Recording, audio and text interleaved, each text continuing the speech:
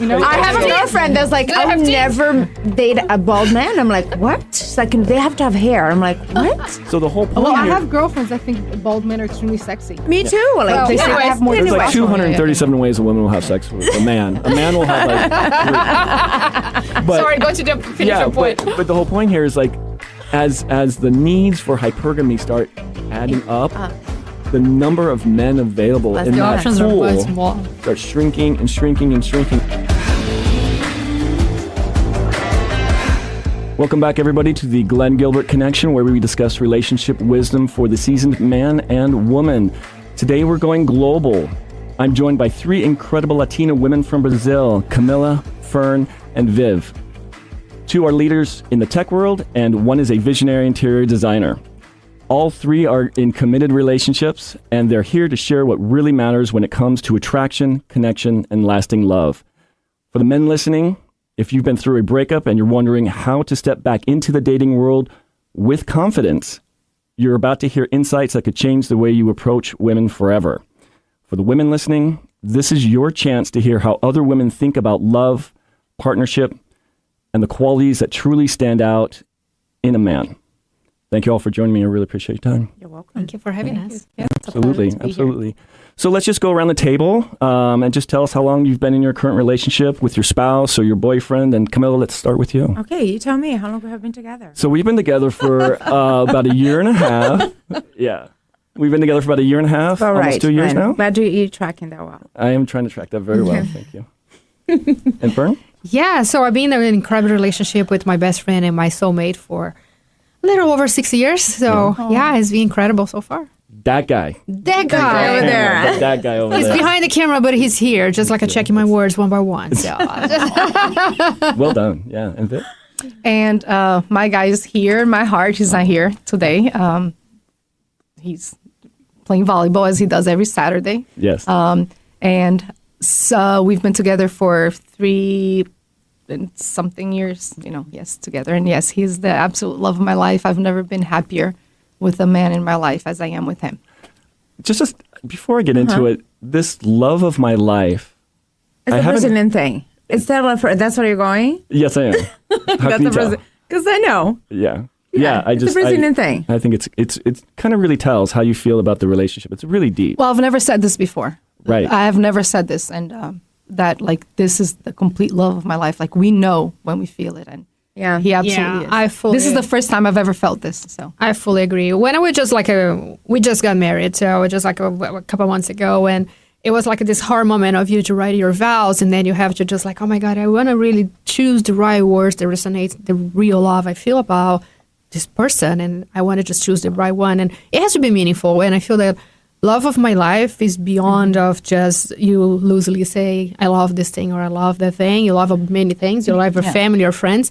But love of my life is that as your person. That's your person. Like I feel like that's a person that I want to go home to. That's a person I want to cry my eyes out. But that's the person I want to grow up together. So it's the love of my life. So I feel that it encompasses about everything. your husband's getting emotional over there. Like, I know. oh. That's why he's off camera right now.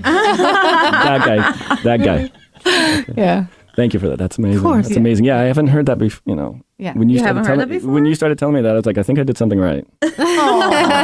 Sweet. It means a lot. You don't say this loosely. I'm telling you. Right. I don't think That's- we do. I think- None of us. And I think that when you say that, like I have such a deep respect for my husband. I not just respect, like an admiration for him, who he is as a human being, who he is as a man, who he is as a husband, who he is as a friend, who he is as a son and as a father.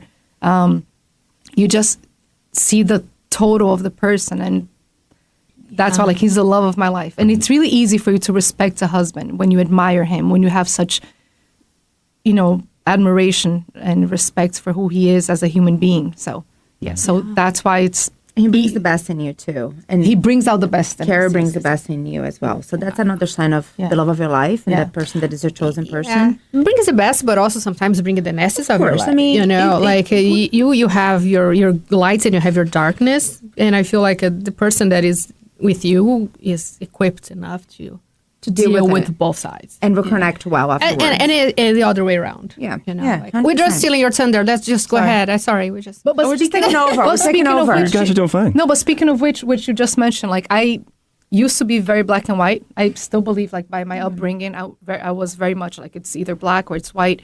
And my husband, he's all the colors of the rainbow and the shades in between. You know, like so he's very open-minded. He's very much of Very inclusive. yes, and he's very much of like no generalizations, no stereotyping, like he's very accepting. So that has been a huge change in my seeing the world also in a different point of view, you know, and it's helped me so much, like become even a better person, you know, like just seeing this different aspects and perspectives, never with a fight, but with like just open conversations. It's a free of judgment zone, Yeah. you know, like you can be your true self. Yeah. And I feel that when you find somebody that you can really open up and just have a conversation where you're not going to be judged, you're not going to be ashamed, you're not going to be by any means like repented or just somebody says something that you don't like. You're just being yourself and exposing your weaknesses, you're exposing your vulnerability, and that's totally fine. You're not you in the know? defensive You're mode. never You're just defensive. like, you know, you know what? I want to be this person that, you know, can just say what comes to my mind without thinking about and write the perfect ways and Right. words to say it because everything comes naturally out. I love the way you said about it's not just black and white, but all the colors and the shades in between is because we know that you can discuss little things, silly things, being silly, be fun, being at the same time. Sometimes you need to talk about serious hard things that you have to just like, hey, let's sit and talk because I need to get a solution out of that. Yeah. So yeah, and it's great when we're heard.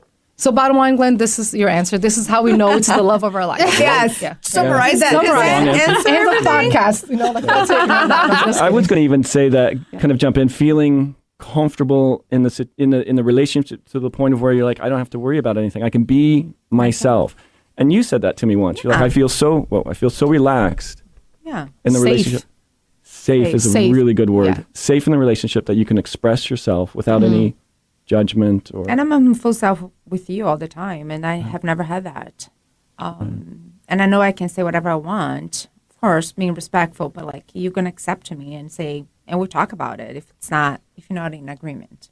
I love that. I love that you cover everything with the word respect. I feel that absolutely. this is foundational. Yeah. You know, 100%. like when you start building the foundation of your relationship, and not just in a spouse, boyfriend, girlfriend Any kind of level, but more relationship, in life, anything that should be grounded into respect and how you really go build up all the other bricks from that foundation. Absolutely. You know, like you should be close to somebody that you respect for, and then you feel respected as well, because that's when you feel that's what I trust. This is my rock. This is the person I go. This is when I know that I'm gonna find a resort. That's when I'm gonna understand exactly what's going on. And I also want to serve as that person for my significant other. You know, I just wanted them also feel that the respect is founded here. Yes. So I love that.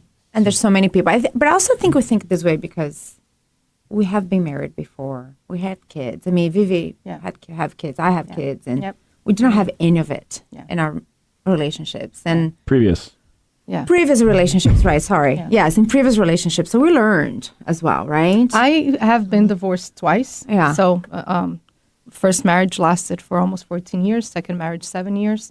And second marriage was more of a moment where like I married a great friend. He was absolute great friend, but we were just friends. So it turned out that didn't work out. Like there has to be a lot more than just friendship in a marriage, right? But then this one is absolutely different. But we learn from a lot, like from all the past experiences, definitely helps in a future relationship. So I don't see the negative. I absolutely see the positive. Like it's a good baggage that you've gained. You know, like this works. This doesn't work. So if there's any red flag in the beginning, it's like this is how we're building our foundation. Like nope, we're not going there. Like this is absolutely, you know, you have a better sense of limit of this is okay, this is not okay. And like, who you are as well. I think through that journey, you learn so much about yourself. Yeah. And you feel to a certain age that you been through different relationships, you learn, and you have to stand up and fall again, and stand up and fall again, and it's just like a grab your pieces and just put together to move forward. Yeah. And I don't recall the song exactly what song is, but I remember there was a part of the lyrics that like all the path led to you. You know, like I think it's Big Head Todd, which by the way, it skipped Seattle, and I'm never gonna forgive them for skipping Seattle. Can you do that? Can It's you a play beautiful that? song. I would just find if I need to double check if it's him, but if not, I'm so sorry for that. But the point is just like we are past 40. We've been in different relationships. We learned, we grew, and now we are in a point where we are very conscious about what we want in life. Yes. Yeah, and You confident know, as well. I feel too. that Yeah, the yeah. decision, and you feel more strong to say yes or no to things that don't fit you anymore. Absolutely. You know, like when we started a relationship, when Carrie and I started like a dating and see each other, I feel that there was from both sides. There was so many things that happened in his life, my life, and then we just sat on a point that like, I know everything that happens to you, you know everything that happens to me, so we need to rebuild and be transparent about what we're building together, because we don't want to bring any ghosts from the past. We don't want to bring things that work well and you suppress for so long, and that's end up actually draining your relationship. I had 2 long-term relationships. I started dating and getting together with my ex-boyfriends and ex-husband when I was pretty young, like my 20s. I spent my entire 20s pretty much living in a not legally married, but married for 10 years. Yeah. And then one day we realized that, oh my God, we grew. We were looking through different perspectives, and it was a very amicable separation. Yeah. After that, I got married, and it was a great relationship. It helped me grow. It helped me found my career and many other aspects. But it didn't work, unfortunately, anymore. And then, or maybe fortunately, because now I have the person that I really love. Yeah. But the point is, all of those work, but they also brought you learning. Yes, And, I agree with you. I think, every relationship should bring you some learning. Yeah. Positive and negative. Absolutely. Yeah. Yeah. I don't know about you girls, but when I was younger, I used to sometimes, like when I was dating, I would wonder like, oh, does he like me? And I feel that as we get older, it's not more about like, oh, does this person like me? But because we're more secure about what we want, we know better what we want, what we're looking for, and what we don't want. So then we start asking ourselves like, is this what I want? Yes. Is this what I need? Is this, so it's not so much about if the guy likes you or not, but it's whether if you like the guy, if you think that he will fulfill what you need at that moment in your life. So as we get older, I think we become more secure about like We are. yes, And what do we need? It definitely What comes would in too as far as like setting boundaries and making sure that both people adhere to those boundaries. Because if one or the other starts letting those boundaries go, that's where things, I think, start falling Falling apart. apart. Yeah. Yeah, in the beginning you can be okay with it, but then after some time you start either holding a grudge or you start like, so it won't work out. So transparency is, definitely key. Yeah. Stay strong with the boundaries. There's an hour that said that like the theory of micro stresses. Stresses, yeah. You heard about it. So you have a chair that every day you sit in the chair, you kind of like, you hear this little cranky sound, and then one day you just don't pay attention. Second day is like it starts building up, and then third day you were so pissed and you have no idea what this annoying sound comes from, and then you break the chair in 3 pieces just to get rid of it. That's a theory of the micro stresses. You should not let them pile up. You have to just deal with the micro stresses When it comes. it comes.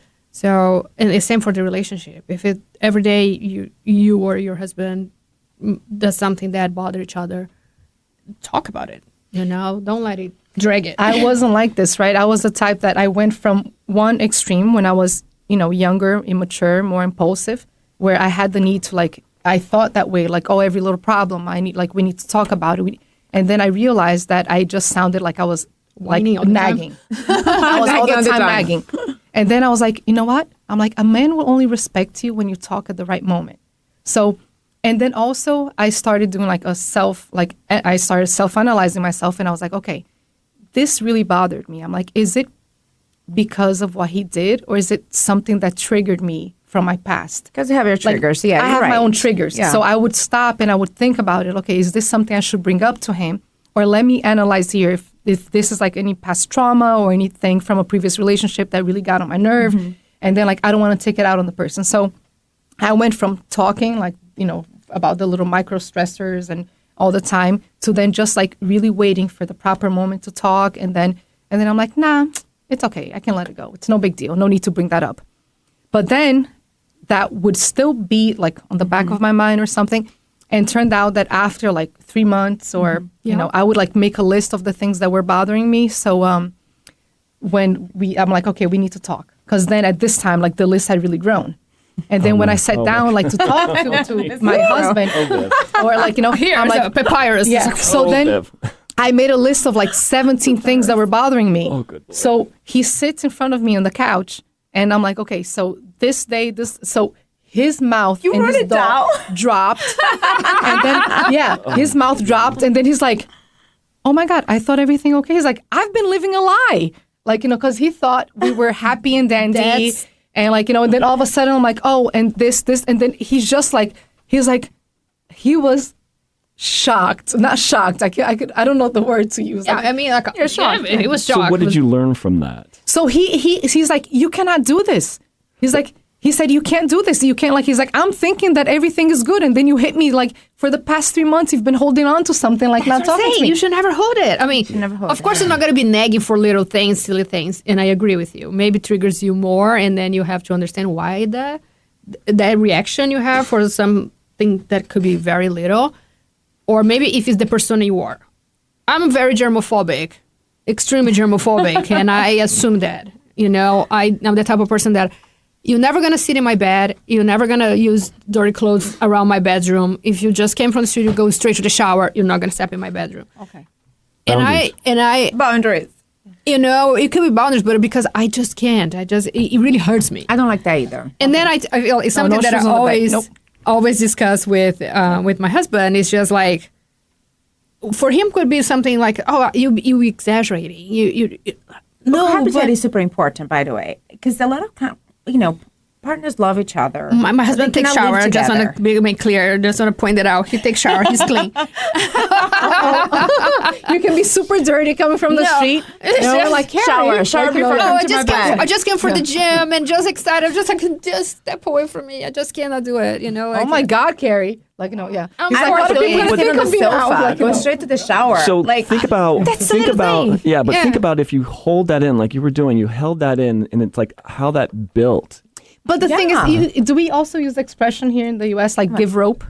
Yeah, You give rope, Yeah, like so the person can hang himself. corda, né? Da corda Yeah, But it's so- also, aren't you kind of in a certain way kind of betraying one of your boundaries? It's like, okay, something's annoying me, something's I don't wanna bothering me, explode. something is happening that maybe it's a boundary, maybe even something even deeper. But than you know just what? Maybe that. it was just an accident. Maybe it won't happen again. So sometimes I'm just observing to see if that was something, or if it's scared. something, or if Oh, it's this is getting something. really deep here. No, if it's, I'm just observing to see, like, okay, is this something that happened just once, or it's some? Or I like to connect the dots, especially when it comes to women. Right? I like to connect the dots. Like, okay, his friend did this once. You know, like flipping the hair to her side, like all over, like, you know, towards him. Wait, I'm like, sorry. Let's back up a little bit. Let's. So like, yeah, right. So the friend, or this is another woman? That's, Should we talk about jealousy? That's where you're going. yeah, that's the next And, question. Yeah. So here we go. I'm not that jealous, and people are gonna be like, no, look. So my husband says, like, I've never had anybody as jealous as you. I'm like, me. I'm like, and I've never been considered. All of my girlfriends that has known me for over 20 years are like, oh my God, you're not jealous at all. And I'm like, I'm not. But for my husband, you know, super jealous.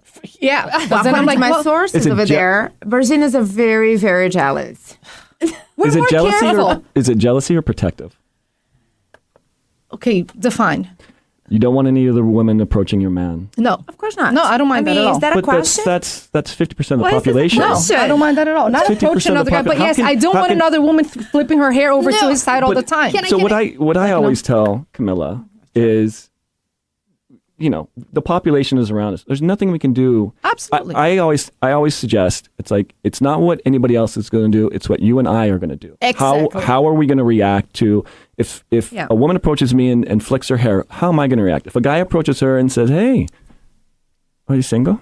What is she going to do? But that's what I'm not the thinking point, of. Glenn. The point is that that other woman is disrespecting us. Like, if I'm not there Yeah. and they want to do it, I'm not around. But you cannot change her. She's she's an outsider. You should not let this person enter your relationship. I agree with. I'm on that point as well. It's just like I would be more concerned if your husband would give some sort of right. open Which inroad. he doesn't. And He never did. Yeah, no. He never then did. Yeah. I think the contract is sealed right there, and that's. I play with my husband because sometimes we travel, go on vacation, and I play that I cannot leave him by himself for more than 2 seconds because it's just turning my back, and then I see somebody hovering here, somebody hovering We even start there, talking and just to like him. talking and a drink and ha ha ha, and then I was just like, hey. I'm here. And then I just sit around and keep watching because I would be more interested on his reaction. Right. If he's gonna okay, Wait, so smile you sit back. around and keep watching, or do you go near and like try to like No, So Viv, I would don't. ask you, like, Yeah. so let's say you and your husband are in a party or something, and you know, maybe you're not standing directly next to each other Yeah. or whatever, Yeah. and you're getting a drink or something, and you see some woman come up to him and just start flirting with them, and you walk up. No, that's fine because she doesn't know we're married. She doesn't know, so that's a completely different scenario. So now, if you were together, like, no, now if they chatting, know and he's then- married, to, Yeah. like he's married and he's married to me, and one, I think like, come on, you don't have common sense, you have no self-respect. It's like because I know he's gonna be completely, I know my husband, and he won't even see it coming. You know, like Mm-hmm. it's sometimes the woman can be given all the signals and he won't even like catch it, and I'm on the other side. I'm like, oh my Come god, like you know, I mean, come on, like she was throwing herself all over you, and like you and know, he's like, she was. you know, he was like, what? No, Where? like, you know, yeah. Women? Where? That should know? tell you how much he loves you. No, I know, like, absolutely. He's so blinded it up. But I just get annoyed when women have the lack of common sense. That's kind of where I go back to talking with Camila. It's like it doesn't matter what other people do because people are going to have a lack of common sense. They're going to approach all this kind of stuff. It's outside of our control. But what I can do is just be like, hey, how are you reacting? No, How am I don't get reacting? mad at him. Not at him at all. Oh, yeah, so you just like No, I get go after her? No, I don't go after her at all. I just get pissed at their attitude. Well, depends on how, of course, Yeah. aggressive or how disrespectful she will be. But I don't get mad at him. No, like I will get That's fair. Yeah. mad at her, you know, like, oh my God. And if we start here with stories that we've heard even from friends, you know, like no mentioning names, but we all have friends in common and we have heard the stories of what some other women did, we're like, you're kidding me. Like, Well, I think when we're among friends and especially his friends, right? Because they had some female friends, quite a bit, right, Vivi? And then they are being, flirtatious with him in front of you. That's really disrespectful. I agree with you on that. Like, those women should not be doing that. Like, come on now. Like, step back. He's married. She's right here. Why are you doing this? Like, that's not good. I agree with you on that one. And I even would if you're feel not very married, disrespected even if you're not married, even if you're dating, it's your like, you know, girlfriend or like- something. Come yeah, on. it's your no. partner. Like, Yes, 100%. So yeah, like I don't mind. So I don't mind at all. Like, and we have the kind of like I'm not in the like the control freak. Like, no, you cannot go out with your friends, or you cannot, So Right. he has his own activities. He goes out with his friends and everything. Now, some women would be like, so you wouldn't let your husband travel with another woman, like another friend, or another friend woman? And I'm like, hell no. You know, like Well, not that I wouldn't let, but I would feel completely uncomfortable. None of us, I think, would be comfortable with Yeah, that. of course not. Well, I'll be like, see, I know. Many American, then the Huge American, no. and then like some women, they're like, no, why? Don't you trust your husband? I'm like, it's not a matter of trust. It's like, why would you throw him in a lion's den? You know, like, cause I agree. you know, sometimes a person can drink too much, or one of the other can, you know, like it's not that I would say like, no, you're not. He's old enough, but I'm just saying, like, why would you need to put a relationship in that position. jeopardy, Exactly. in a Why would you put- hard spot, right? Like, why would you Yeah. need to be traveling with another, sharing a hotel room? And then some women would be like, well, then you don't Oh, trust. share a hotel room, it would be. The whole, I think I hear your point, is like, why would you want to put temptation into something There like you that? go. Why are Yeah. you making the temptation Yes, yeah. increase? Make the Oh, situation. I'm just going to go to a club with my friend and we're just going to dance with each other. Or, yeah, dudes, we're just going to go to the bar. Get hammered and just have get hammered. fun. We're just going to hang out with the guys and we're going to go to Cancun together. It's just a guy trip. What's the problem? You know, why would you put yourself or allow your other significant other to be in a situation where the temptation for something to happen Yeah. can definitely. Also, you think significantly that way increase. too, Glenn. That's so good to know, because I'm feeling here like I'm going. No, not at all. Like, No, no, we're crazy. fine Like with if I you. was like, I'm going to have a girls' trip to Burning Man, I'd be like, that's great. Good knowing you. You've been great. Can I say something here? I'm just going to put a little bit more like fuel on the fire. Sure. Pour it. So one of the things I feel is that like sometimes when men accept this behavior from women, they're like, oh yeah, I'm going to go out with my girlfriends. And then she dresses up in a very provocative way, super sexy, right? She's only going to go out with her girlfriends and she's going to go out dancing.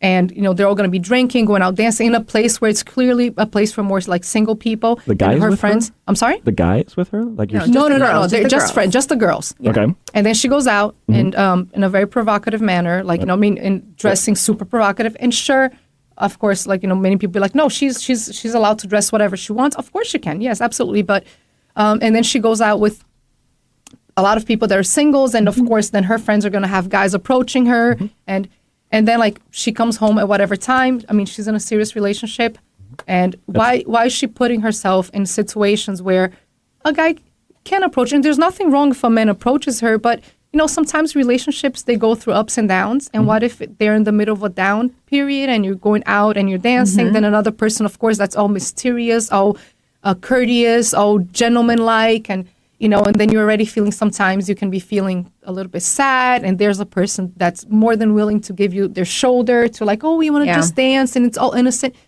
But that's how things build and grow. So I think like you're putting yourself in a dangerous situation. And it does bother me when I see guys like, oh no, she's just going out with her girlfriends to have fun, and we have like this we trust each other. And for me, I just think for the guys, like, no, like I would want, and I tell my husband this, I'm like, if I ever did that to you and you were perfectly okay with it, and I'm doing something where you would feel disrespected in any manner, and I'm like, I would want you to say like, no, I'm sorry, that is not okay. Yeah, because if you didn't, yeah. I lose respect for guys that are just so okay with the girls doing whatever the hell they want. Like, oh yeah, no, I'm traveling with my friends, and like, oh, you didn't even tell me. Like, oh yeah, no, I'm traveling with my friends when they're dating sometimes, like on a weekend. And then the guy's like, oh, I thought we were doing something together. Oh, no. Like, just that kind of plans. I have other plans. You're not included. You're not included. But can I ask a question, Vivi? Or you do it. Please go ahead. But don't you think that's a very cultural, too? Because we are like that. Like, we were raised, like, how we were brought up, right? Our generation back home. It was very traditional. It is very cultural. It's very cultural, that Yes. approach. Like, Absolutely. I respect my man. I want I want our relationship no matter what. Not that I'm saying that women don't cheat in Brazil. I'm not saying that. But, like, we're much more inclined to think that way because how we were raised and where we were raised. And right? I think I came, like, I was talking to you about I'm kind of this. confused. It's just like we're more inclined to respect our to respect the relationship yes, more. Yeah. with that line of thought. Like, I'm never going to respect him. I'm not going to go out just with the girls, go dancing, and Yeah. We don't really do those things. So that's what we were saying, Glenn. It's more, it's more about our upbringing, and Yeah. and of course here we're talking as women, where the three of us are Brazilian. Yeah. But of course it really depends, like Family values. It depends on how you grew up, how your family values were. Yeah. The way, like my family, they were super strict. Like the way I was brought up. So it all depends on our environment, how we were brought up, and the family values, and our own personal experiences in life. So it's different for everybody. And I mean, of course, we're only going to say here like stuff that's anecdotal information. That's how we saw the world, So absolutely, we're not saying here that anybody's better than anybody. We're not saying here that Brazilians are better than Americans. No. Americans are better than Brazilians. We all love Americans. We're married to them. Yes. And we love them, and most of our friends nowadays, they're Americans too. But we're just talking about these cultural differences and how we see the world differently. And, Yeah, what I was thinking about is what level of commitment or seriousness is the relationship? And for a guy, I would say look at the kind of relationship you want with a woman whose level of attention is needed. Like, is she on like an IG model? Is she liking to go to bars? Does she dress provocatively? And if you like say, hey, I'd like to have a relationship with you, just one-on-one or monogamous, she's like, that's fine, but I'll still go out and I'm still going to dress this way. I'm still going to go to the bars with my friends. I'm still going to travel with my friends. And that's when a guy can say, okay, I'm cool with that. And if you want to go do that, I'll be okay. Or it's like, hey, if you need that much attention from other people and not me, like, that's fine. This is where I'm coming from. It's like, that's fine. If I'm not your guy. If you want to live that way and you want to have a relationship with other guys like that, I'm not going to be the guy. And that's something Camila and I told. I may be wrong, but I think this bat. comes from times like when a woman needs that much attention from other people, that she needs to feel like she's that sexy and hot and people getting attention. I feel that there's a deeper insecurity inside. I agree. I think there's a level of validation is she okay with getting just the validation from the man that she's with, or does she need validation from outside the man and him and him and him and him and him, and then they get on That social she needs to media. feel And, that she's the. I think it could be a combination of all of them. And maybe it's something that is coming from early ages that probably is something that should have been treated a long ago. I'm not saying like there's people that feel happy the way they are and they like to be this way, and that's totally fine. And that's when I think that a relationship is also is a contract. Like It is a contract. It's a contract. Like this is how I am. This is how I'm getting into the relationship. You have the right of accepting or not, and it's up to you. But there's another thing that happens. We can probably talk a little bit more. Is like people have the nature of thinking that they can change other people. no. Forget that. I think that hits all of us when we're younger. We're like, I see what they I'm need. gonna save this guy from drugs. I think guys go through that too. Like, I can save her. I can help her. She needs all this attention from other guys. Yes. If she's with me, she don't need She has that. everything she I will needs provide on everything. me, Yeah. and that's what I feel like. If the contract is established and both parts agree that this is how she is, that's how he is, could be his way as well. I like to go out every Saturday to play football and get hammered with my friends, and that's my thing. If you agree, okay, cool. That's an agreement that a couple should preserve because that's how this is their motto. But if something starts to develop after the relationship, and then if you probably, at the beginning I thought it would work. Now it's not working, but I'm never going to say anything. And then this starts suppressing you in a way that the back to the stress is feel like you get trapped into a relationship that does not work for you anymore because you start not agreeing with things. You start not saying like, gosh, is this being a little too much? Well, but I was this way when we start dating. So now why are you trying to change me? Are you trying to just make me we can make mistakes as we all do, right? And I think that may happen. But I think it's also okay for you to go to the person and say like, hey, in the beginning, I felt that, yes, I was okay with this, but I don't feel okay with this anymore. So it's not working for me the way it's being done. So I think maybe talking and trying to compromise something, say like, it used to work, but now it doesn't. Now I feel this way, like what can be done because I'm not feeling comfortable with it anymore. So I think like, and I'm sorry, maybe if I was okay with that before and now I'm not. Now I feel sorry, I just want to point out that one. That was another thing on this one. It's just like that's when there's another layer of sentiments that are attached to the relationship. That is, you have to be really mature to let go. Like maybe I love this person so much and I'm just trying to really get into a point where I would love her to stop going out or him to stop going out, and we just probably good for each other and enough for each other. Or maybe find a balance. What's the balance? Okay, cool. How about you go every other weekend with your friends? How about if you go, I'll introduce another friends? And then, I don't know. I'm just thinking that could be something to be discussed. And then, is the worst scenario when you feel trapped in a relationship that you have so much sentiment and love, and you feel that you want to change the person, or the person is gonna do because she loves you, and your love is suffice. That's why boundaries prior to the relationship are so important, because oxytocin starts taking over. Like, oh my gosh, I have this boundary and they're violating it, but oh my gosh, I feel so good right now. After 6 months, it's like, wait a minute, I'm starting to see clarity here. Oxytocin is wearing off, and oh gosh, I really don't like this, what they're doing. If those boundaries are established early, even before a relationship, I know it's for me, it's like I had to set these up first before getting into a relationship. Because they'd be like, okay, I'll let that go. No. So two quick thoughts. Yeah. One, when I was very young, and those are things like we learn as, we grow and everything. And I was 18 years old, and, I wear a lot of like little crop tops. And so I dated this guy, and he came from a wonderful family, a very much like traditional family, and I was more like in the sports mode, and I liked, going to nightclubs and dancing, and who does I wear Who like did? the tighter clothes and a little bit more revealing, right, like that kind of stuff. And then he told me, he says like, he looked at me, he's like, you are so beautiful. He's like, you don't need that type of clothes to draw attention. And then he asked me, he's like, would you like a guy, like when you pass by a place, for a man to say like, wow, what a beautiful woman? Or would you rather have the attention like, hey, sexy, like just imagining you like in bed or taking you to bed? So it's like, what kind of attention would you prefer from a man? Lust or love? lesser Yes. Love, right? So then that made me think, he's like, you're pretty. You don't need that kind of clothes to call attention. Like he's like, what kind of attention are you trying to call for who you are or what you have to offer as a human being, as a person, as a woman? Physical, right? Or just physical, right? So that changed me. Like, see, the way he came about it, he never said, you shouldn't wear this, you have to wear that, you're looking like slutty with what you're wearing. Mature, actually, no, of him he to say was. that. He was very mature. So the way he went about it, I was like, wow. And then one day, like we went, shopping, and then he's like, here, try this on, see how you feel with this.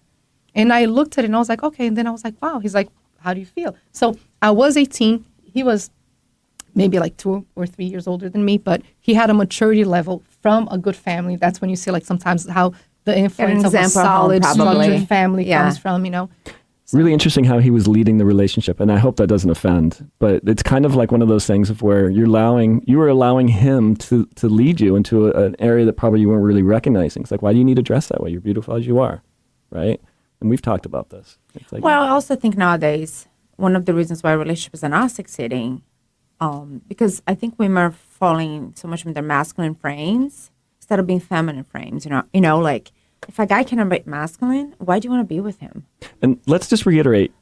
What? You two, Camila and Fern, are in the tech industry. Yeah. You are leaders of men. Mostly, yeah.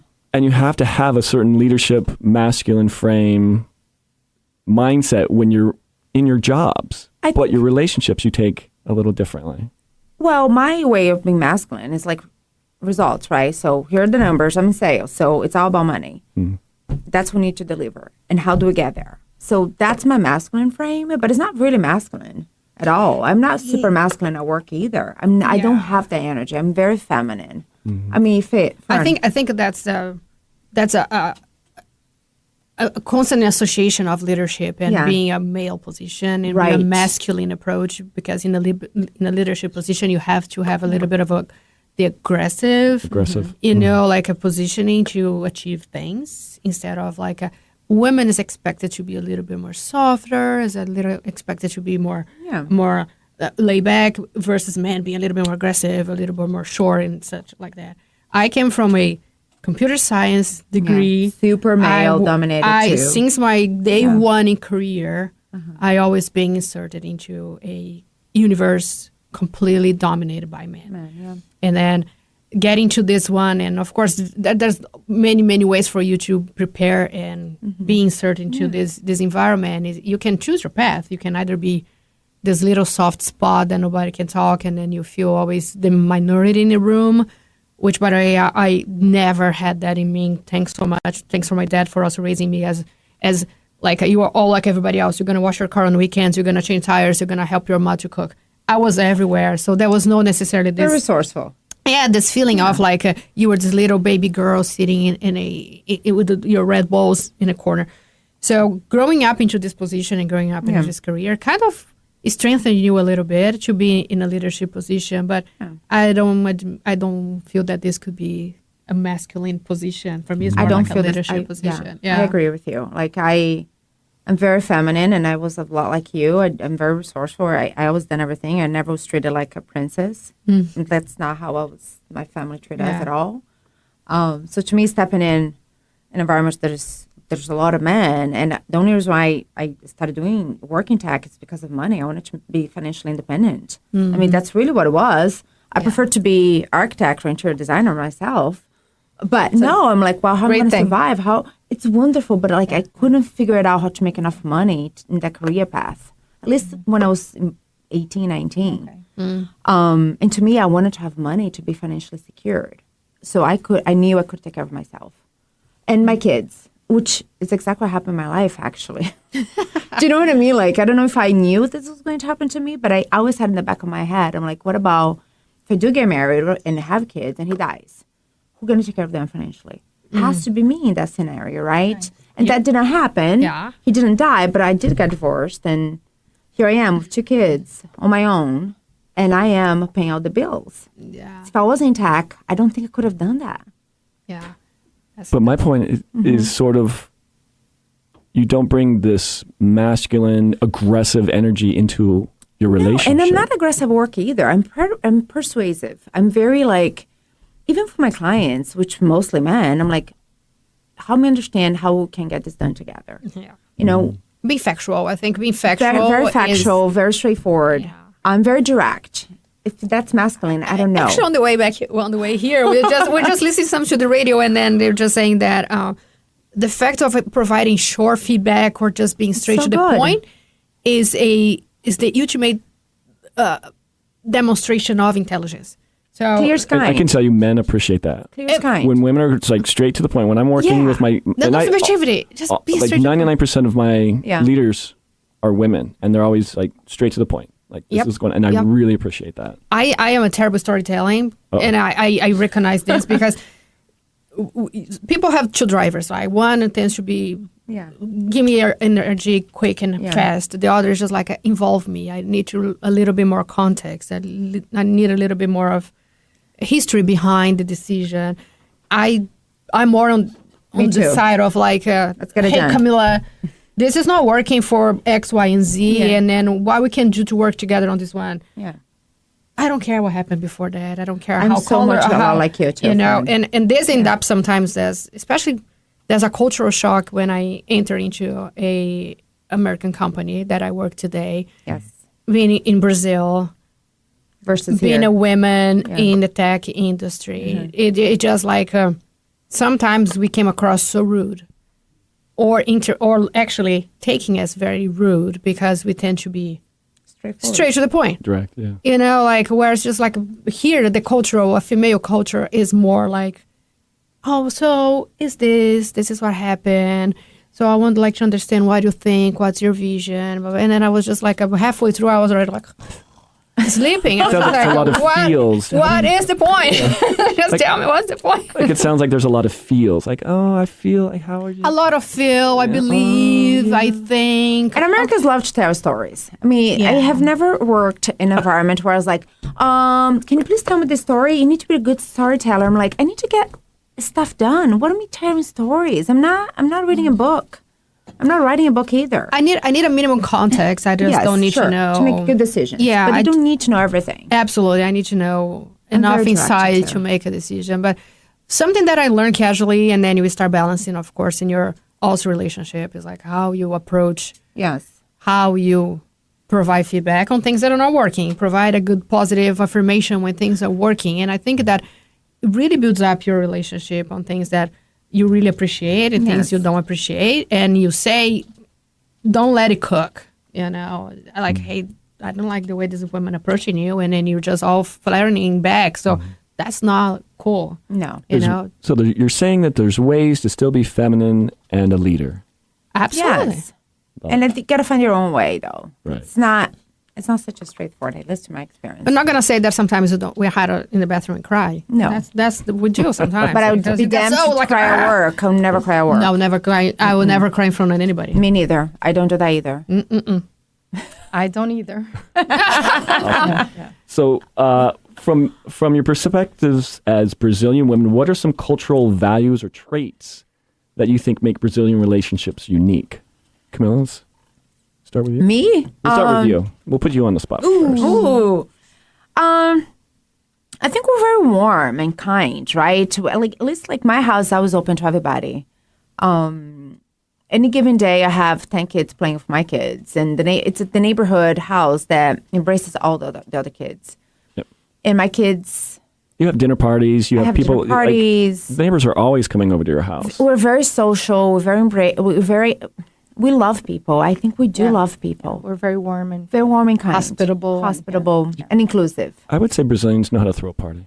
Oh, I would say yes. Vivi is we have a live living example right here. Yes. right there. Yeah, you guys. She's like- the yeah. party. Oh yeah, Yeah. But very social and Yeah. very loving. Very I mean, loving. and yeah, I social. think we try Beautiful. to focus on the little details of how you're gonna make your guests feel from every little aspect. You know, like Yeah. during the moment. So, what if just having things ready for them and set up Yeah. for them, like in the bathroom. Like, well, what if someone has a headache? What if they need a toothpick? What if they need, or what if they're too hot during the party? Or so you think of all the little details on how to make your guests feel welcome and Let me- comfortable and Yeah. loved.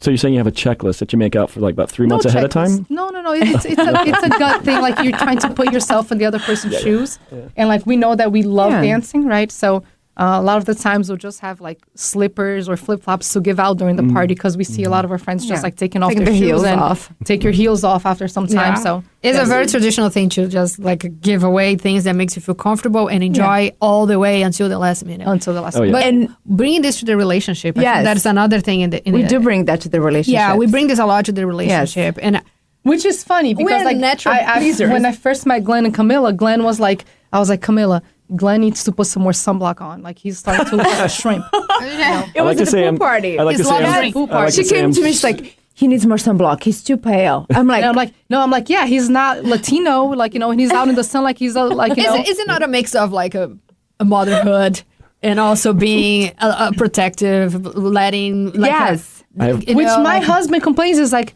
what does he say? Is like, I'm not incapable. I'm not like. He says the same thing to me. He's like, I can take care of myself. Yeah, he's like. I usually just say, no, I got it. I got it. Don't worry about it. Yeah, I usually also describe myself, and I don't have a problem saying this. Like, I'm so white, I'm translucent. I mean, coming from English and German history background, translucent. I'm so white. He says the same thing to me. But I appreciate that. But we laughed about that. I feel like I didn't tell Glen, like, Glen, you need to put some more sunblock on. I'm like, Camila, your guy needs some more sunblock. Like, go put some more sunblock on him because he's getting ready. So it's us. Like, we go take care of the person. Then my husband's like, it's almost like he feels embarrassed. Like, we're there putting sunblock on him. He's like, I'm not a kid. I'm not a baby. Like, I told my husband, baby. He's like, same thing. I want to go to the water. He does that to you too, Carrie? Carrie's like, like, when you're holding. It comes from a place of love. It comes from a place of love. So you're fine with it. It always comes from a place of love. Well, we know it's That's an example, but if you use other examples. So, that's examples, but it's more of like Carrie should jump in here. Carrie and I, Carrie and I come from a place of like we understand where you're coming from, and it's just from a place of love. It's not from a place of belittling. Okay, so that's something you had to get used to, though? Or was that something you were like? Yes, I did. You want to see something real quick? We just went to the Husky games. Bring him back here. We went to the Husky games, and like my husband's shoelace was untied, and he had things on his hand. Yeah, like he was carrying the drink and he was carrying something for me. Like I had just come out of the bathroom, and so then I'm like, "Oh, your shoelace is untied." And I really went to. Did you go last night? No, it was like last week or something. Okay. He's like mortified that you're doing that for him. That I'm tying the shoelace for him. You know? Oh, he would not allow me. He was mortified, and he's like, I would. Like, and then I'm like, throw the popcorn out and just let me do it. No, he's like, no, he's like, he's like, honey, he's like, I got it, and I'm like, no, I'm fine. Like my hands are free. I'll just do it for you quickly. And then like. And I'm like, man, if anything, just look at the other guys. He's like, yeah, my woman. And I was kidding. I was just saying that to mess with him because I know. He's like, if people look at me, they're going to think like, what an ass. He's making his woman tie the shoe. Oh, I see why. That was his thought. Okay, all right. There's two things. I Absolutely. think like if Camila ever said that to me, oh, you're like, if you just started like, your shoelace is untied, and kneel down and started, I'd be like, no. First, it's like somewhat emasculating because as a man, it's like, you don't think I can tie my shoe? It's like, whoa. No. And then it's like, I understand it, like, you want to do something for me, but it comes from a place of love. So I have to be like, oh, she's doing this because she's like, she doesn't want me tripping on my face because I'm carrying all this other stuff too.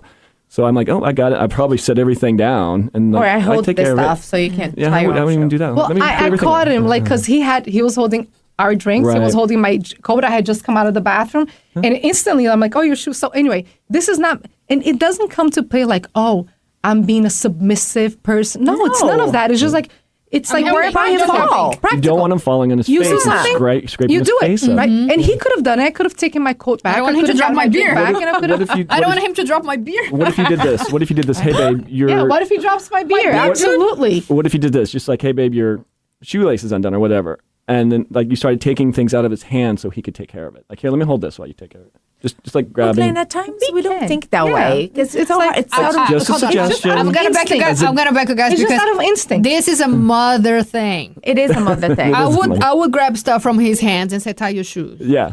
I would say, baby, your shoes untied. I would just give. It And is- I do a lot of stuff like It's a that because mama I'm shoe. mom. It's a Yeah, I'm like, mama's no, no, mother no, no. stuff. I'm a mom too, I'm sorry. so- I'm sorry. I didn't mean to cut you up. Go No, ahead. no, no. I was just like, Yeah. that's behavior of like get things done and continue moving is a real little things that comes from the motherhood, which I You know, don't coming have to it. think of That's it, a great point. right? That's a Camila, were great you point. like that I don't before you think- were a mother? I don't know if I was like this before I I was a don't mother. remember before I was a mother. I mean, Well done, Fern. Yeah. you know, but I think we had those, like, you're like, Camila, I can't do myself. I'm like, oh. I'm a really? big boy. Yeah. You have a big boy's pants. It's like, I'm adult. I can do these Yeah, things, yeah. honey. Yeah, those things, yeah. too. My husband feels that way. Like, he's like, Yeah, it's he either feels that I'm treating him like a baby, or like, But just, he's like, just understand that it's somewhat, from a man's perspective, Yeah. it's somewhat emasculating. If you're an adult, especially if you're like over 5, over 5. that bending down and tying, Sounds very fast. having somebody tie your shoelace. Glenn, It's a little- am I allowed to call Carrie in real quick and for him to say like, no, not Carrie? Can you say like what It's up to Fernando Carrie. did? I'm fine. Yeah. So Carrie, just come in here real quick. We'll share a microphone. Here, bring your chair over. No, come here. We're gonna have to squeeze together. sorry. Oh, Gary's gonna get in. There we go. We're gonna Come get. here, Just leave it. Leave it. Leave it. Yeah. Yeah. Just kneel down. So what was it that Fernanda did that in the beginning you had to get used to? Like, Oh boy, that come get it- closer. yeah, get Yeah, what on was the the mic. things that you're like, huh? that is putting me on the spot for sure. I would say it Choose your words wasn't- carefully. Yeah. Oh, look at Fernanda. She's Into threatening. She's like, into the you mic bet- there, you bet- Carrie. Boy, We you better gotta get choose this your re- words wisely. Twisting under the bed like We got to get this recorded, buddy. It wasn't tying my shoes. I'll tell you that much right off the bat. I really can't think of an example of where you did something of that nature. It might have been. I don't know. Don't fold my underwear. The cooking. Oh my gosh! Yes, that Yeah. would be it. I fold underwear. That is a great example. You didn't of, like her of- folding your underwear? Well, it wasn't. It was. She was doing it a certain way, and I'm like, no, I just. I do it like this way. I Just- like let's this just way. throw this down. Just throw it. I think little things like that, right? It doesn't emasculate me, right? And I completely understand where it's coming from, how she's doing it. He even asked me to do the parallel parking. Oh, really? I'm terrible at parallel parking. I cannot drive. So he knows his you know your limitations. I'm not emasculating. I know just where the it's skills. not emasculating to me. It's like, Right. hey, if you got a different skill set that's better than mine, I'm fine with that. I mean, that comes down to the partnership of it. That's manly. Yeah. That's like, he's Yeah. totally secure. He's totally fine and I'm confident absolutely, about himself. Yeah. absolutely secure in it. 100%. Okay, I'll let it go. Thank you. Let me do a quick interjection here. If you're enjoying this conversation, don't just listen, join it. Drop your thoughts in the comments. Share your own dating wins and losses and tell us what resonates most. And if you know someone, male or female, who's navigating the messy middle between heartbreak and hope, send this episode to them. You never know whose perspective it might shift. Yeah. Let's continue. My stomach is here growling, so Are you hungry? I am a little bit hungry. So if my stomach starts participating in the conversation, please ignore. Okay. It's not invited. We can make a Water will cut. help with that. Oh yeah. Coffee will help with Oh, that. no, I'm okay. Yeah, Yeah, okay. I'm We'll- already grabbed. We'll go for a little longer unless you're like... No, I'm fine. Okay. Okay. What are the questions? So far off. Oh my We're God. so far off. We took over like, the podcast. I knew that would happen. Glenn said, "How are you, girls?" And I then had a feeling. Anybody else like bring back to schedule. I And you know. just bring somebody else. Eu Oh sabia my que isso ia God. acontecer. Eu falei pra ele, você não vai conseguir falar. Oh my God. Ninguém vai nem- Camila's saying here, we're just here saying that we took over Glenn's podcast. Yes. And us Brazilians especially, you get us talking. And Camila said I she had warned warned him. him. Like, this is going to happen. You're going to say, like, how are you, girls? And then that's it. The Oh, I rest, knew. like, from the first question, we're taking over. I knew this from the start. You did not- no, I knew this from the start. I'm like, I'm going to have nothing. I'll have no control. Of Oh, this. my God. But I would love to just, to answer your question. You said, what makes the relationship so different, so nice? It's just like, I think it's a great combination. there's a good combination It's as a well. great but, like, combination. the nature of us always being raised as you have to help your dad, you have to help your mother at home, or you have to learn, you must learn the skills of taking care of your house. You must, Yeah. of course, some of them are Homemakers. much better than Yeah. the other. Not everybody has the same set of skills, but like deep down, everything comes from, I want to please someone. I want this person to feel Yeah. assisted, loved. And my love language, for instance, is cooking and taking care of people. Mine too. I'm touchy. I like to just make sure that you're never hungry next to me. No matter who you are, you're always going to have food, and I'm always going Same. to cook with all my heart to whoever wants to be next to me, because this is my love language. And I feel that so many ways that we show and display affection are like come from our roots as a family grounded, Yeah. you know, Yeah. like a primarily Yeah. above of everything. Absolutely. Yeah, me is also taking care of the person in the house and making sure Yeah. the place is a homey environment and they feel Yep. cozy and warm and, you know, like, yeah.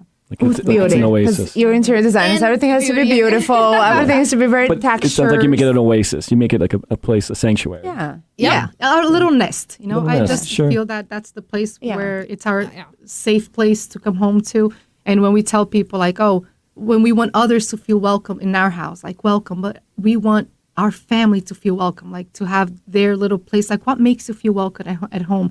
What makes you, even from like your childhood memory, that is like, you come inside the house and you're like, it's The just smell of your house, the little things in yeah, your the house, little yeah. things that connects you to that place and say, like, this is my safe place. You know, so that's what we Yep. want to find out, and we want to bring that in. And for a man coming into something like that, I think there's a sense of responsibility for a woman to be giving that much to say, me, I'm going to be like, oh, there are guys out there that can be like, oh, she's giving everything, you know, all of this to me, her home, her sanctuary, her cooking, her energy, her time. And guys might take advantage of that or respect it and show appreciation for it. Yeah. But it depends. Like, I think we're wise enough and we're smart enough this to know who point. to give it to. Yes. Right? Because I think a relationship, it's kind of like you kind of want to mirror. If the guy gives you one, you give one. He gives you, like, you give two and he gives two, great. But if you give three and he gives one, then you step back a little bit too and see, like, okay, let's see where he's at. You know, it's like so you want to do that dance together. You Especially observe this age and you- time in our age, Yeah, you yeah. have to do this. Like Yeah. third, second time around. Oh no, we're not just It's cooking such a around or major- doing yeah, stuff we're for not guys just- that are not. You You guys- I'm have not to gonna waste my realize time. it's reciprocal. Yeah, Yeah. you ladies gotten to the point where you recognize your oxytocin levels. Yeah, I think you recognize we recognize, Yeah. and not this. We also recognize when we'll be actually Appreciate it. not only appreciated, but like, hey, come on. There's a difference between friend and friendly, and there's a difference between I'm doing too much and then you're taking for granted. Yeah. We know, like, Taken for granted is a really good way of putting it. it Like, I could just see like guys a- doing that, but that's Yeah. the level of boundaries or the boundaries that you put out there is like, Yeah. hey, I'm going to do this and this and this and this. This is who I do it for someone I love and appreciate, the love of my life. The love But of my there's life. reasons why you say this is the love of my life, probably because they're reciprocating that. Yeah. They're showing a level of respect and appreciation for what you're providing. And it's like, oh my gosh, she's doing all of this. I'm going to show that appreciation right back. And let her know, let you know. And there's no right and wrong. Sometimes in the relationship, I'm just talking about Vivi and Camila because we know each other. We know our backgrounds and then we know how we operate. But like there's other women out there that feel like, you know what, housing is not my skills. I don't, that's a different love Yeah. language Yeah. for me. Yeah. I like to do other stuff. I like to travel. I like to, I don't know. I like to approach the relationship in a different way. Sure. And if it works, back to the contract and back to the boundaries. If it works, We for have them, other friends I too think that that's have totally like other fine. skills of showing love and like Yeah. just how they take care of the person. The reason why I say American guys and Brazilian girls are such a good combination is because we have that giving part of us, that side to us. And I feel that American guys are very much that way too. Like a lot of the guy friends that I used to have, they're like, oh no, we do this. And like part of my salary, like I take this much because this is the time I'm going to take my girlfriend out on a date or I'm going to.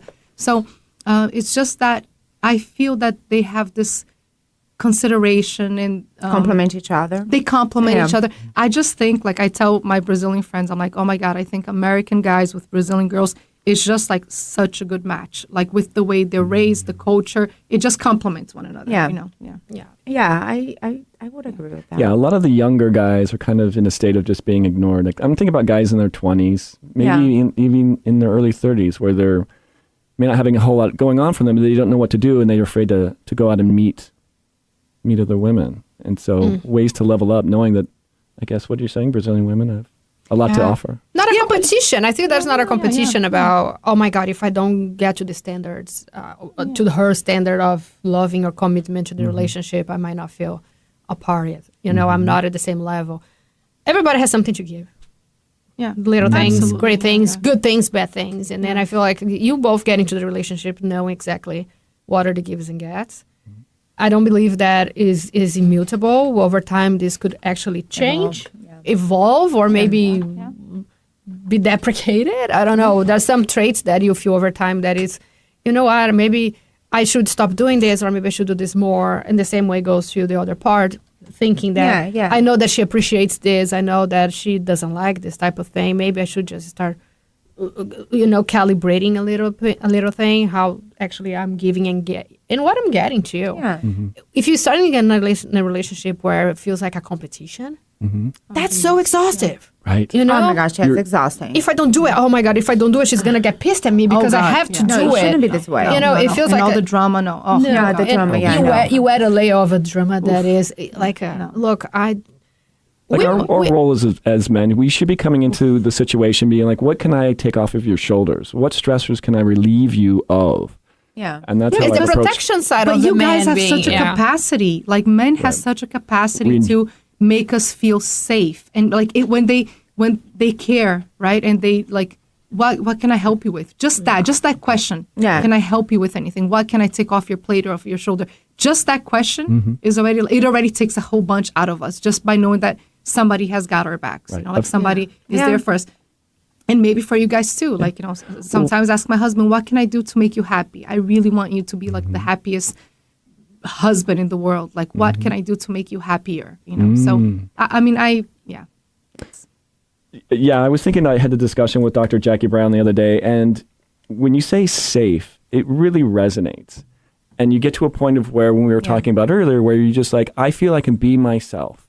And there's a reason why the three of you are saying he's the love of my life. It's because I think you're in a part of where you can just be yourself and you feel safe being yourself. But to get there, it's like there's a mutual amount of respect, right? Yeah. You know that he's not going to take advantage of you. She knows that he's, back and forth, the level of respect, boundaries are respected, that kind of being thing. taken advantage is such a back that competition. Like, Yes. we know exactly when we're being taken advantage. You know, I think we like even know. I mean, look, yeah. the guy want to get home every day. The meal must be cooked. The house must be clean. It feels like I'm back to the 70s when mom was the housewives and dad was just coming home from work, and everything should be pristine. Wait for them with the shoes, waiting at the door. My mother- That's my how mother I did. was raised. Me That's how I was too. raised. I grew up. My mother did every night. Exactly. Yeah, all day. Dad was come back from work and he doesn't want to be bothered. Kids Oh, yeah, ready to couldn't go to bother. bed, and that's the mom and that time, and that's it. That's like, I believe we all been raised this way. Yeah, we like were. 80s babies, 90 babies. We just grew up in this environment, and if I would be, look, it worked pretty well for my mom and dad, but like in different times, there was so much gives in my mom's side that my dad thought that money would only be enough to pay his part into the marriage the agreement. agreement, yeah. I am the one that wakes up in the morning and go work and bring food to the table, and you should stay home doing absolutely everything else. Yeah. Not saying that his work was less important or was not easy, but he has his stress in life as well. But He could there is- clock off, and your the- mother never clocked off, right? Like he Exactly, worked that was until never- 5 p.m., 6 p.m. He got home. 24 Yeah. 7-Eleven, and then dad was just like, And you know. I think now, I don't think it was an abusive relationship and not taken advantage of, but I feel like It used to agreements be. don't work now. Women Like this. stayed at home with the kids, right? Now I do both. I have my kids a lot, and then I work full time A lot. a lot. Honestly, work outside the home is way easier. Now that I know, like I do would say both, so I was too. like, I my would poor say so mother. too. I would Like, say so poor too. woman. I have to agree 1,000%. Work outside the home is It's so much easier. It's more fun. It's reward. I mean, not the kids are not you rewarding. connect with other people. Yes. And you you see other people, other parts of life, and when you're inside the house, it gets very stressful. Yeah, I appreciate my mother even more after my experience, absolutely. but through life. But And I'm not saying like we love being with our kids and we love taking care of the course we house, do. but when you're just inside that bubble, then Yeah. that's all you do, right? Like No. you're only tending to, someone else's need. It's a child that's completely dependent of you for everything. It's like, it's very hard on I know in the men too. Like I think you have to have your own independence. Your life outside the family. You have to be yourself because the kid's gonna go to college, relationships fall apart, and then what about you? Where you stand on that, right? And for men as well. Like I think it's very, very important to be independent. I think a relationship needs to be dependent on each other, but then you have to have your own independency as well. Camila, you know what I was going to say? What? Fernanda, she just brought something up about like taking advantage of that you guys were saying. And we were saying like now we're wiser, we're smarter, and then you talked about guys that were like in their 20s. And one of the things I learned, just coming back to this because this was in my head, one of the things I learned was that in the beginning of a relationship, right? Like you're talking about like taking advantage. Sometimes a guy will take you to very fancy places and will take you to these things that you're just like, oh my God. But then I started to learn that sometimes he's not doing it for you. He's doing it for his own ego because he loves women falling at his feet. He loves women being impressed by him. That doesn't mean that a guy's doing that because he's so into you. Sometimes it's because he loves that, like women falling in love with him.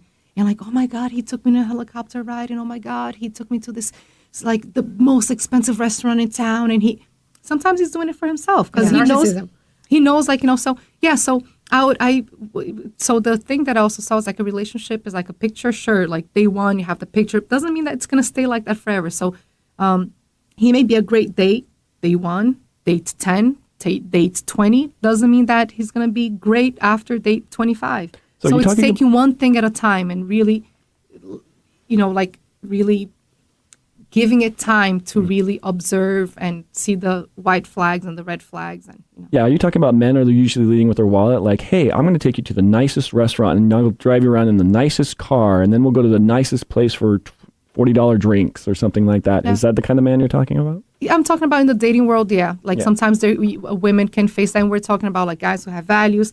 And so I have had some girlfriends that are like, oh, why is it that I can't find a guy like your husband or blah, blah, blah. Mm-hmm. I'm sure you two have heard that a lot too. Mm-hmm. Like, oh, I don't have luck with guys.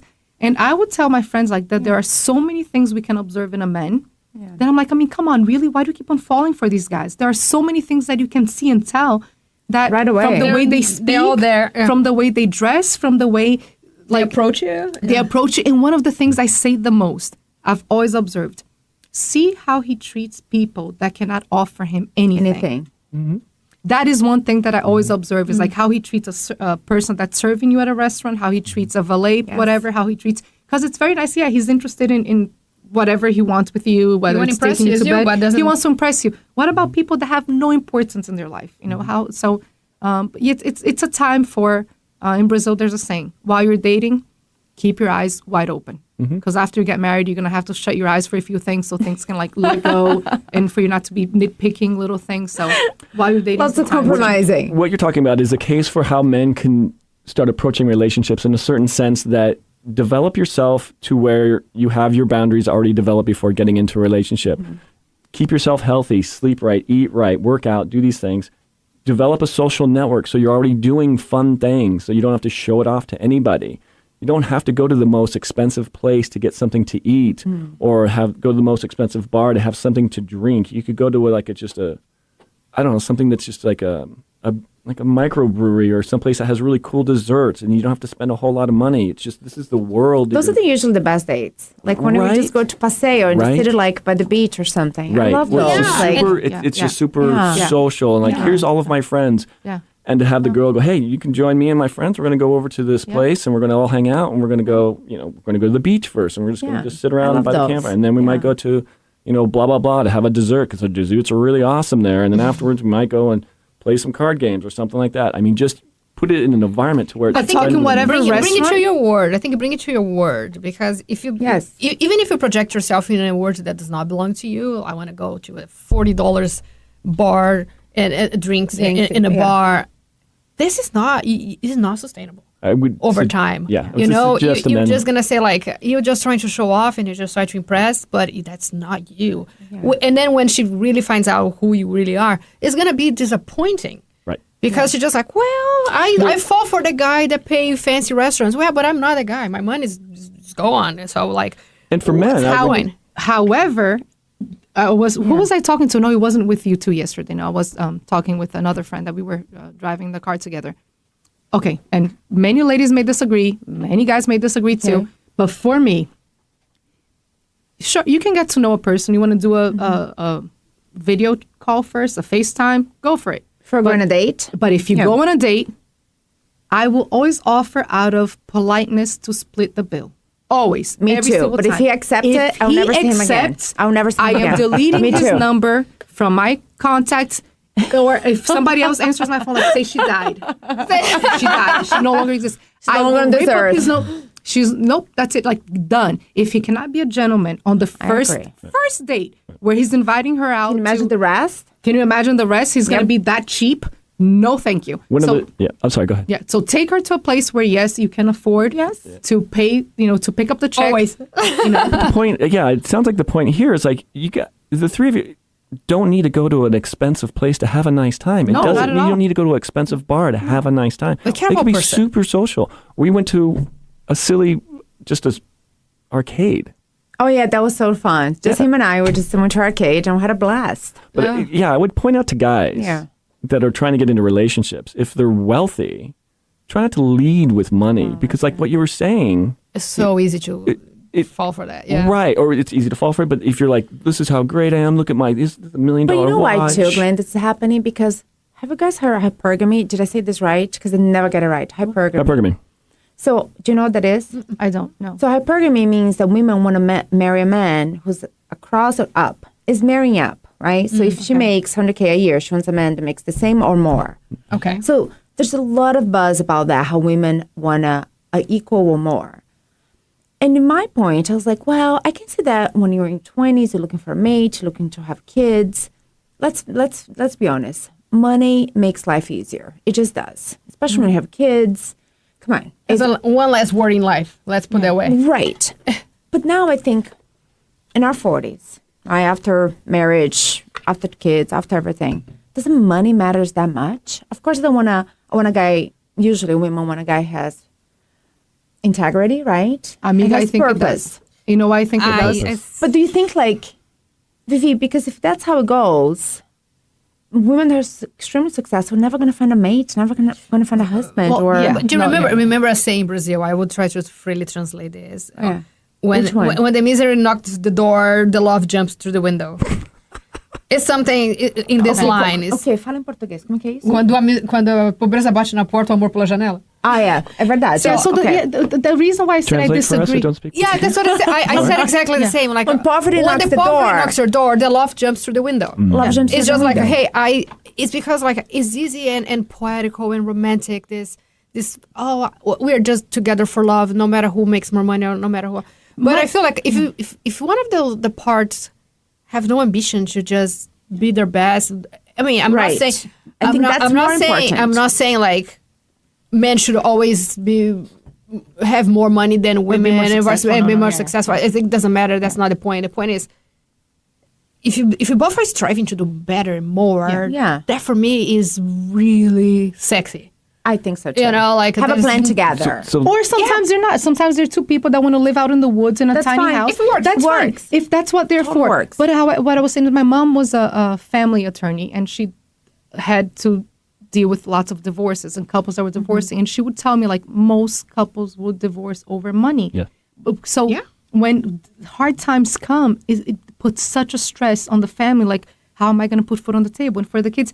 And when it happens for a short amount of time, sure, the person is unemployed. The person's unemployed for whatever, 6 months, for a year. But then when it goes over that, the financial hardship continues for 2, 3, 4 years.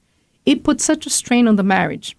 And then sometimes it's like, okay, is the guy not doing enough? Or he's nitpicking, being very choosy about the work that he's going to do. It doesn't matter what work he's going to do, but it is important to put food on the table. It is important for your family to be able to, your Can you kids to imagine be if able that to guy see a was like, doctor. I'm going to go do whatever. I have 3 jobs. I'll get stuff done. Honey, I got you. I got us. I'm going to do whatever it takes. So- That woman appreciate him like, okay, we don't have a lot of money, but he's doing everything that he can to provide.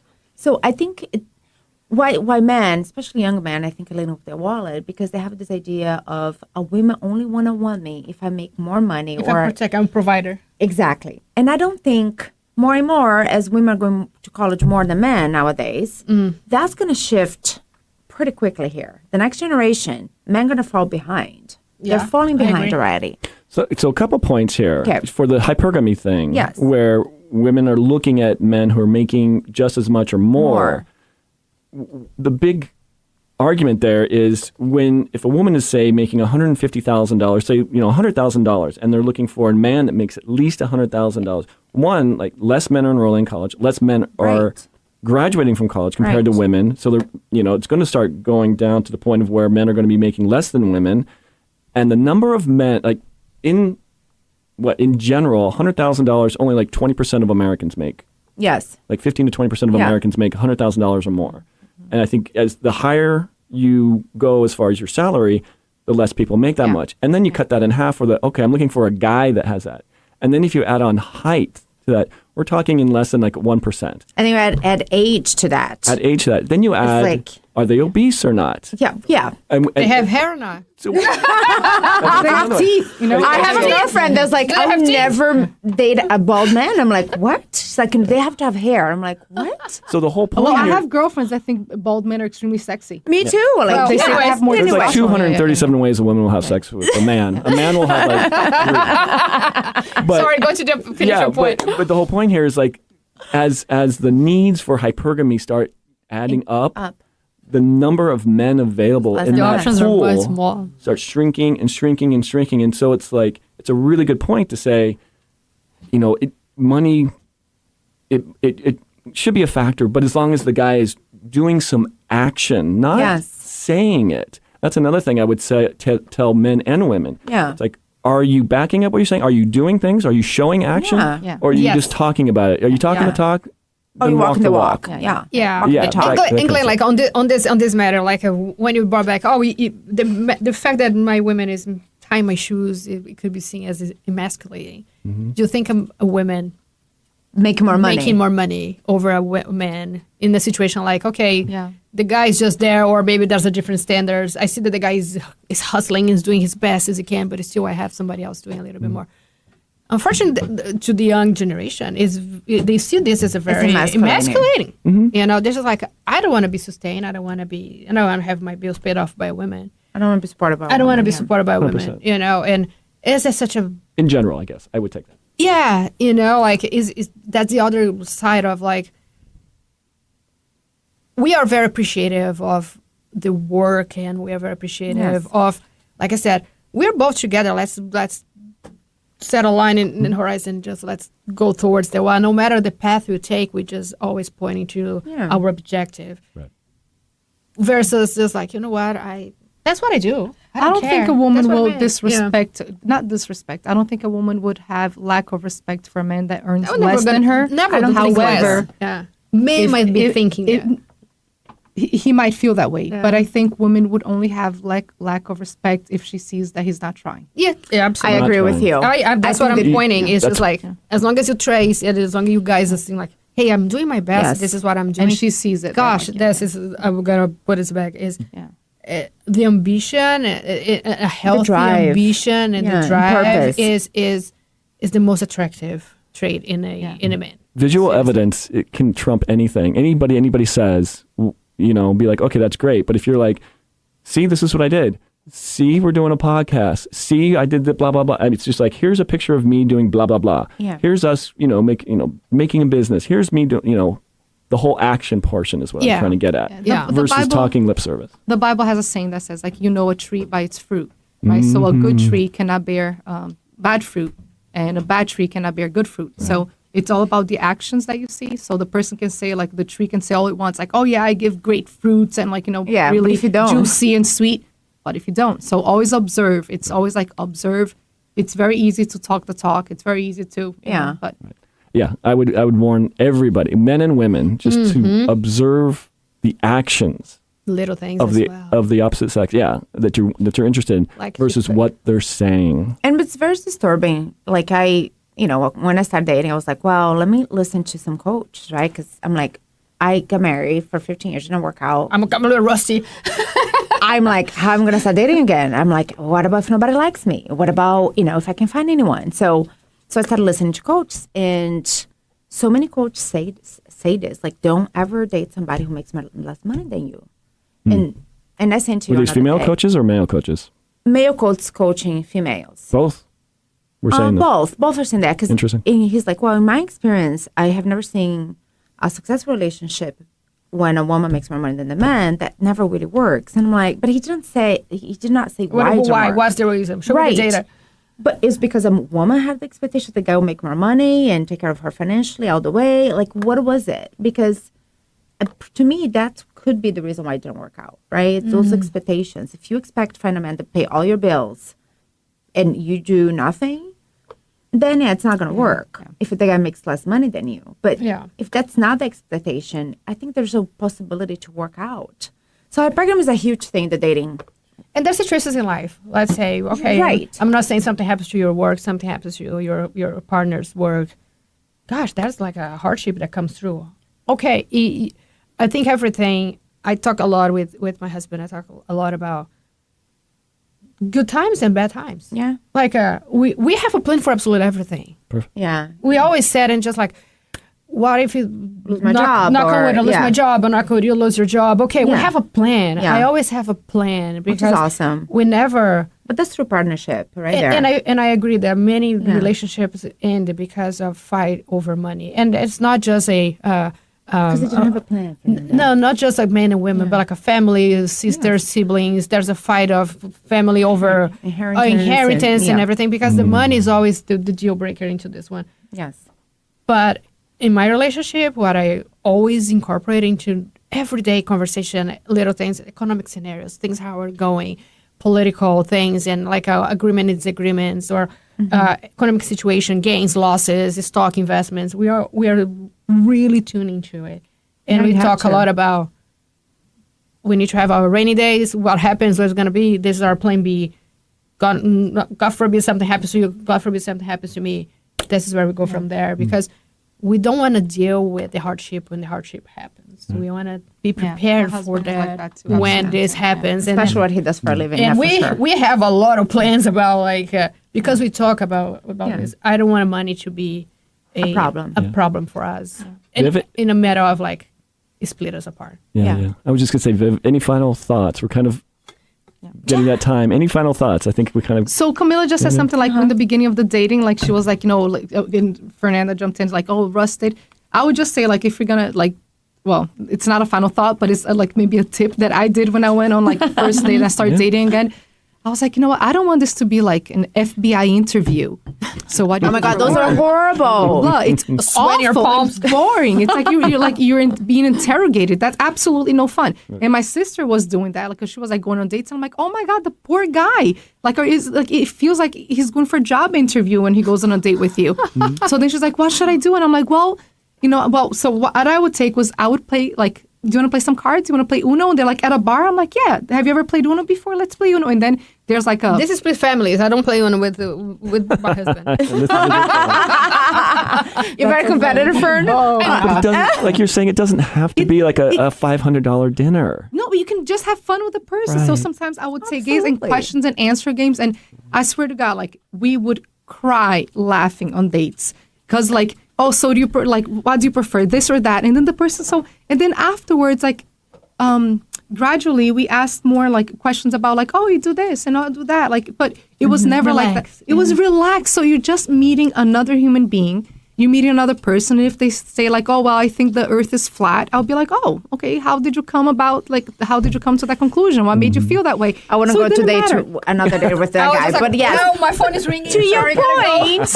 But so one last I'm like, something happened. Sorry. Gotta go. right, but here's the thing. But it's still interesting listening to someone else's point of view and like how they 100%. came about to this. So this is what I say. When you're dating, it's like when you're going to an Airbnb.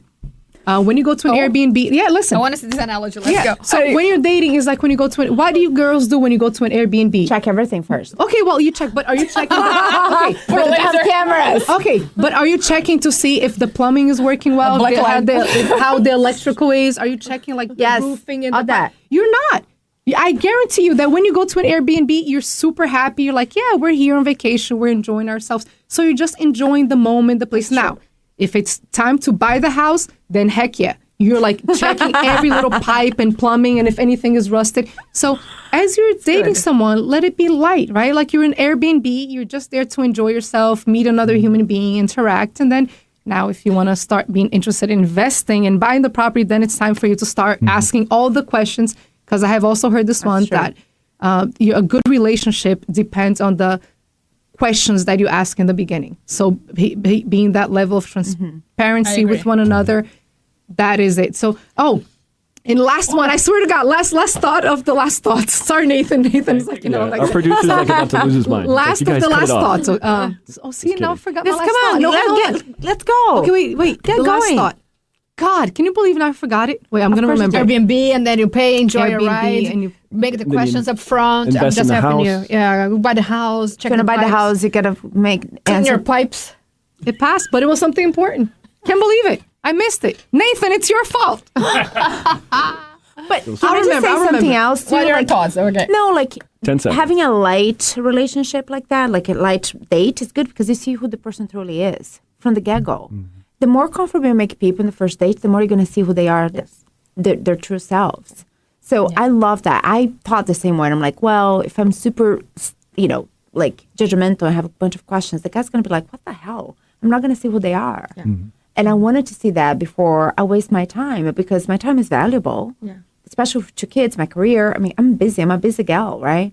And I didn't want to be like 3 hours in a date that the guy sucked. Yeah, no, that's not cool. Right? I think for me, it's just like And the man feels the same way, probably. no matter how good and bad, just say it out loud. Like, hey, Yes. I'm getting this relationship. This is what I do. I have friends. honest. I have kids. I'm like, just don't try to impress. I think a good impression is you being true to yourself and be honest to the person you were probably building a relationship to. Because there's nothing more hurtful that you'll find out later that it was not necessarily everything you thought would be at the beginning, because the person was so good at telling you an incredible, beautiful life and impressive about everything. I don't want to be dismissive of like Especially more the mature impression. people, The right? impression. I think you need to put you need to add a little bit on top of your you want to impress, of course, but don't try to impress by being something You're not. You know? Yes. Yeah. And I remembered. Okay, Yeah, go yeah, ahead. go. Final Final comment. thoughts. Final Final thoughts. But comments. and sometimes I we'll remember. Watch me forget Go, again. go, go. Watch me forget again, just because I mentioned it. Okay. Being afraid of asking questions, right? So Oh. this is something that I think us women, some and many girls, I hear them like, well, I don't know if I should ask him if he wants to go like 1-on-1, or I don't know, like I'm waiting for his answers on as to, like, what You he should ask wants, right like, how he's away. seeing the relationship. What do you mean one-on-one? If he wants to go like into a Monogamy. monogamous, like, relationship that's just the two of you Commitment to each other. committed to each other, or sometimes she's scared of asking like, so where do you want this to go, right? Because they're like, well, we have to wait for the right time to like it's on his time. And then I think that after we're a certain age is like it's sure when we're 20 and we're going to college, it's completely beautiful when you're dating the guy for like You have 5 time. years, and then finally after 10 years when he proposes, you're like, oh my God. Okay. But then after when you're 40 years old, and soon you're going to be 45, then you're going to be 50, you cannot leave it up to the guy's hand, because it's your life too, that you need to know like what's going What to you're happen getting to to. your life, what you're walking into, what you're getting into, and if it's going to work for you, right? So Yeah. you cannot just leave it up to him to make the decisions. You have to say like, listen, I need to know where this is going. I need to know what I'm getting into. And that's fair. So That's fair. that's fair. And then sometimes women will wait 6 months, 1 year to ask like, hey, and then sometimes the guy's like, no, not at all. I don't want to go monogamous. I don't want to have this 1-on-1. And then she spent 6 months out of her life with a guy that doesn't want the same thing that she wants. So I think it's asking the right questions, like But we if said it's first from the date beginning. question, what do you want? If the What are you looking for? After you're 40, Ooh, no, no. If it's a first date and you're like, so this is... This is a I job asked interview. my husband on We're the back to first the job date. interview. Yeah. I asked my husband on the first date, and it was like, so he said, what are he you had looking been- for? I asked that, like, what are you looking for? Like, That's what I asked too. And then I'm like, I'm looking for a drink. yeah, okay. But you know her.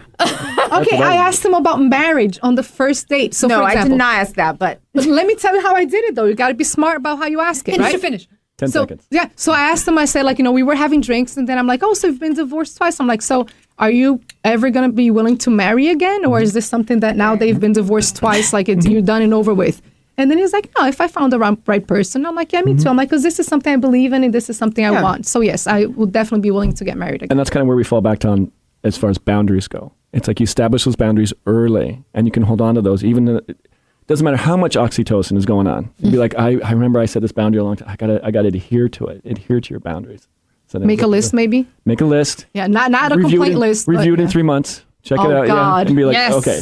Yes. Good. God, my poor All husband. right. Well, thank you so much for joining. Thank This you. was Thank you great. so much. It was a pleasure yeah, thanks being for here having us. with you It's a all. lot of fun. We could do this for another 2 hours. Sorry, Nathan, we're not doing it, but we Next could. time we'll bring the wine, Glenn. You promised Yeah, next time. next time is Yes. we need a wine. Next time we'll have Yeah. wine and And some Buckle treats. up. Buckle up. Yes, Oh, boy. some treats and charcuterie board or something. Yeah, charcuterie reward wine. Yeah, we're gonna do this at a bar. I love Oh my it. God, yes, we should do it. Whether you're a man rebuilding after loss or a woman reflecting on what you truly want, the heart of today's conversation is this. Real connection starts with self-awareness and respect. If you found value here, hit subscribe, leave a review, and share this with someone who needs a reminder that love, the healthy, lasting kind, is worth preparing for. This is Glen Gilbert, and you've been listening to the Glen Gilbert Connection. Until next time, keep learning, keep growing, and keep building the connections that matter. Thank you all for joining me. Woo!